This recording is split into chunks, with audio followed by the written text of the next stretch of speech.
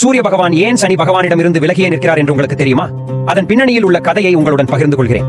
சூரிய பகவானின் மனைவியான சாந்தா தனது கணவரின் கடுமையான வெப்பத்தை தாங்க முடியாததாக கண்டாள்.